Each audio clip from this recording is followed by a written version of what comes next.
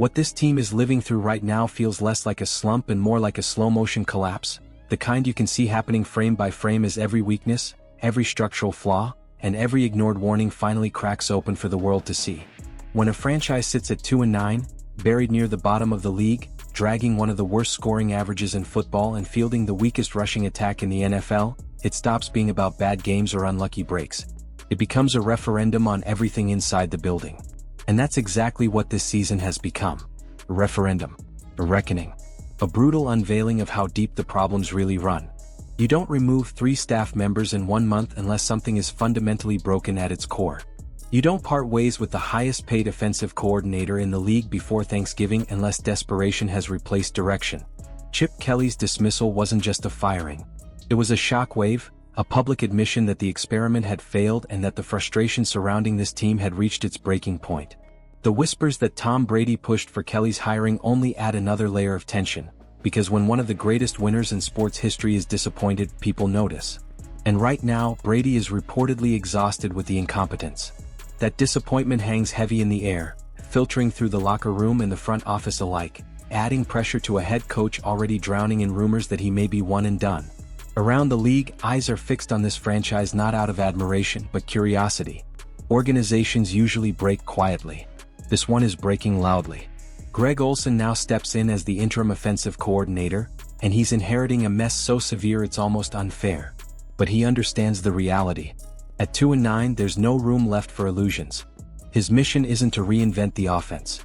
It's to salvage what little can be saved. How do you motivate a team that has given up 20 sacks in 3 games? How do you ask players to believe in resilience when the man coaching the collapsing offensive line, the head coach's own son, still stands untouched on the sideline? Selective accountability isn't just a leadership flaw here, it's a wound. Players feel it. Coaches feel it. And Olsen has to find a way to inspire a roster looking at that contradiction every single day. But in the middle of all this dysfunction, one unit refuses to quit, and that's the defense.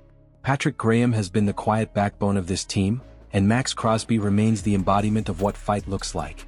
When Graham says Crosby never quits, it's not a compliment, it's a declaration. The defense follows Crosby because he sets the standard the offense can't seem to match. His relentlessness is the only reason the team even has a defensive identity left. It is the spark that gives Week 13 any meaning at all. Olsen's plan for the Chargers is born out of necessity. He knows it's too late to overhaul the offensive system, so instead the tweaks must be laser-focused and immediate. He's leaning heavily on his established relationship with Geno Smith, because trust between quarterback and play caller is one of the few things that can bring order to chaos. Geno needs to get the ball out faster, process quicker, and operate within a compressed version of the offense that masks the offensive line's shortcomings. The run game philosophy remains unchanged in theory: control the game late, dictate pace, finish strong, but theory doesn't get yards. Execution does.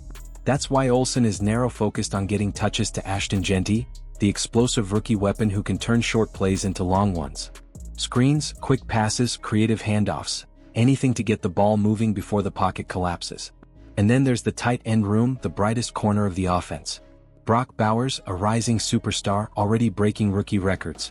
Mike Mayer, a powerful blocker. 4 tight ends who can protect, chip, catch, and support a quarterback under siege.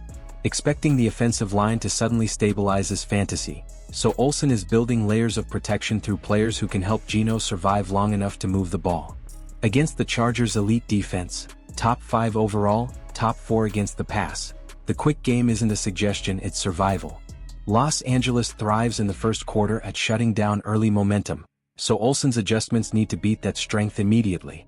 Tempo, rhythm, fast reads, manufactured touches. It's a tactical emergency plan, built not to dominate but to stay afloat. On defense, Patrick Graham's checklist is ruthless because it has to be. Eliminate explosive plays. Hide coverages better. Force more third downs. Those 3 principles define the only real path to victory against a Chargers team that can punish you fast if you make even one mistake. The pass rush must be more than Max Crosby. Graham knows it. Everyone knows it. Crosby cannot carry the entire load again, not when the Chargers' offensive line ranks near the bottom of the league in quarterback protection, giving up pressure on nearly a third of all pass plays. This is the moment for Malcolm Kuntz, Jonah Lulu, Adam Butler, and everyone else who rotates through the front. If they can't generate pressure against one of the weakest blocking units in the league, the scheme is broken. Graham blitzed only 7 times against the Browns, but this matchup demands more creativity and more aggression.